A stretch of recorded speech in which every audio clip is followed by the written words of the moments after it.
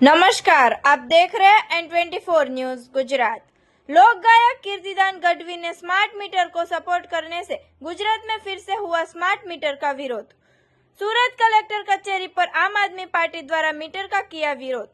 Smart meter हाय हाय के नारे लगाकर आम आदमी पार्टी ने किया विरोध। स्मार्ट मीटर मध्यम वर्ग के लिए न होने का आम आदमी पार्टी ने बताया। लोगों के घर पे स्मार्ट मीटर न लगाए तो यह बाबत पर जिला कलेक्टर के आवेदन दिया गया। पहला गुजरात को स्मार्ट बनाओ, स्कूल स्मार्ट बनाओ, अस्पताल स्मार्ट बनाओ, बाद में लोगों के घर पे मीटर लगाओ। स्मार्ट मीटर गुजरात को लूटने के लिए लगते होने का आक्षेप आम आदमी पार्टी ने किया। આજે આમ આદમી પાર્ટી દ્વારા સમગ્ર સુરત શહેરની અંદર કલેક્ટરને આવેદન આપી અને શહેરના લોકોને અને ગુજરાતના લોકોને ખાસ કરીને એક અપીલ છે કે કોઈ પણ સંજોગોની અંદર પોતાનું સ્માર્ટ મીટર પોતાને ત્યાં લગાડવા દેશો નહીં। આ સ્માર્ટ મીટર માત્ર ને માત્ર લોકોના ખિસ્સા ખાલી કરવા માટેનું આયોજન છે।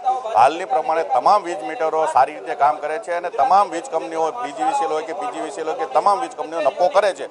એનો મતલબ છે કે કોઈ પણ પ્રકારની વીજ મીટરોમાં ખામી નથી, પરંતુ લોકોના ખિસ્સામાંથી એડવાન્સમાં રૂપિયા લેવાના નામે લોકોને સ્માર્ટ મીટર આપવામાં આવે છે। અને આનું સૌથી મોટું નુકસાન હાલમાં એ છે કે જ્યારે ગ્રીન એનર્જી તરફ શહેર આગળ વધતું હોય, રાજ્ય આગળ વધતું હોય, ત્યારે સ્માર્ટ પેનલ એટલે કે સોલાર પેનલો જે છે આપવા માટે થઈને ફરજિયાત સ્માર્ટ મીટર મૂકવાનું કહે છે, જેના કારણે કેટલા બધા લોકો સ્માર્ટ મીટર મૂકવાના ડરથી ડરે છે અને જેના કારણે એ લોકોને ત્યાં સોલાર પેનલો પણ મૂકી શકાતી નથી।